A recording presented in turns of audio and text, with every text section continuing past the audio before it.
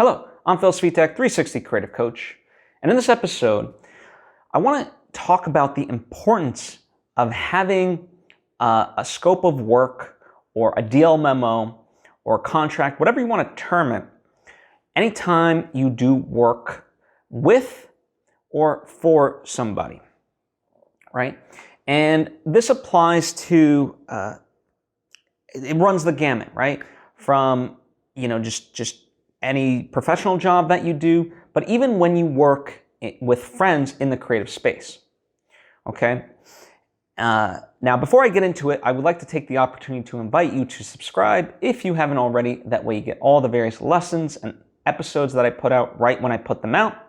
Thank you if you just did, and thank you if you already were. It truly does mean a lot to me, as I hope it does to you. So let's talk about this. I'm of the belief that contracts are good for the simple reason that it identifies expectations for both parties, right? It gives a level of comfort, and so no one's blindsided. And so in that sense, whatever you want to sort of term it, there's different names for it, but I'll call it a contract. But a scope of work, a deal memo, whatever the case may be, right? It doesn't have to be like this long 50-page document. It could be a shorter version of that. But, in order to be viewed as a professional, and in order for you to take yourself seriously as a professional, you should really, whatever job you kind of go forward with should have this, right? Now, interestingly enough, I try to do this even when I work with my friends. And in fact, I would highly recommend it for that. One of the things, like, as far as friends go, I love supporting my friends, and I do plenty of pro bono work. And people have done pro bono work for me, although now I try to make sure people are compensated. Even if it's not necessarily a lot, I always try to get people paid. But, let's stick to the idea. Especially when working with friends, it kind of makes it professional. So that way it's like, hey, this isn't just like us shooting the shit. For me, my career means a lot, and you say your career means a lot to you. So let's come together, do this project, and here's expectations of both of us. So there's a level of comfort, and you guys all know what the stakes are. You guys know what you're getting out of the deal and so forth.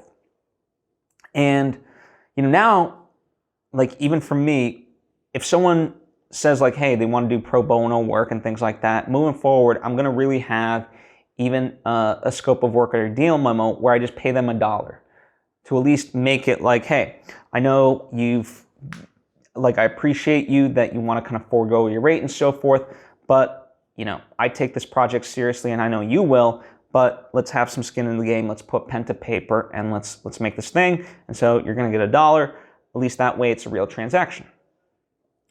And, as part of what you want to kind of put in there is up to you. But I would definitely recommend, what is the scope of the work? What does it entail of, like, okay, are they creating graphics for you? Are they creating visual effects? What are the expectations? Right? What is just at its core, what is the project and what are the expectations? What are the deadlines? And by the way, it goes both ways of like, okay, oftentimes, the freelancers that I work with, they have deadlines they have to meet, but likewise, I have deadlines that I have to meet to give them notes, because if they're waiting like for me to give them notes, then they can't hit their next deadlines that they promised. And so it's like, if I don't meet my deadlines, well, then obviously that affects theirs. And so that's kind of spelled out to make sure I hit my deadlines and vice versa. So, being clear on that. What are the final deliverable assets? At the end of whatever is being worked on, what needs to be delivered? A lot of them are like digital files, but, does it include the project files? I can tell you, like, with the visual effects that I've got going on, I want what they call a final beauty shot, meaning the final shot that you would see in a movie. I want, in my case, an alpha channel, because we did green screen work, so I want an alpha channel. You don't necessarily have to know what that means, but I'm just kind of giving you an example. And I want the project files, right? And so those are kind of what I want. So spelling that out and making sure everybody knows. So whatever you might need in this, really put that in there. And by the way, whatever you can sort of imagine, there are plenty of templates online that you can look up to have and to kind of build off of for your own thing. In that sense. So have them. And this applies to whether you're the freelancer or you're hiring a freelancer, right? If a freelancer is not giving you this, then, you do it, right? Sometimes an employer, if you're the freelancer, an employer might send it to them. Other times they expect you to send it to them. So do that. No different than you would send them an invoice, right? And the other kind of thing that I've learned now, I definitely want to have just as a standard, whether I'm the freelancer or someone is a freelancer to me, on various projects, like a fourth of the payment goes up front.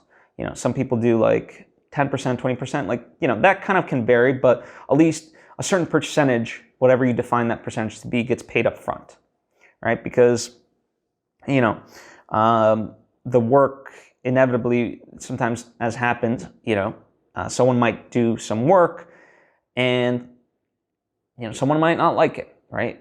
And that's fine. That's, people's prerogative. But if work went into it, well, that's not really fair to the freelancer. And so, kind of they're covered in that way. Again, there's a level of comfort. Everyone has skin in the game and things are moving forward. So, I think those are the major points that I kind of consider nowadays whenever I work with people, or, again, me as the freelancer or me as someone hiring a freelancer.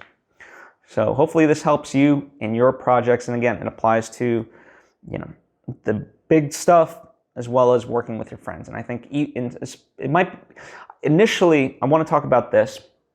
Initially, it might feel awkward to send your friend, who you've kind of known and perhaps have done plenty of projects in the past without ever having to do this, to then just kind of hand them, what might seem like overkill or something, like quote unquote official. And it's like, well, now you view yourself as a professional, yes, but likewise, you view them as a professional. So you want to make sure, as I said, I keep calling it like a level of comfort.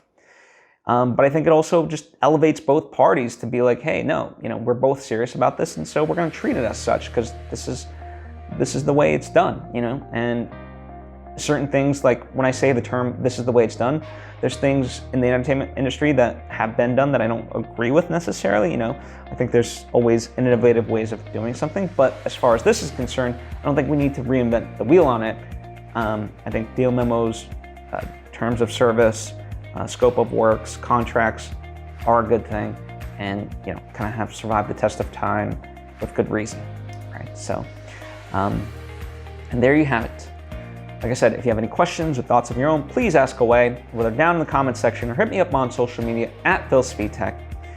Likewise, if you think somebody else would benefit from this episode, please share it with them. I certainly would appreciate it, as I appreciate you, and hope to see you next time.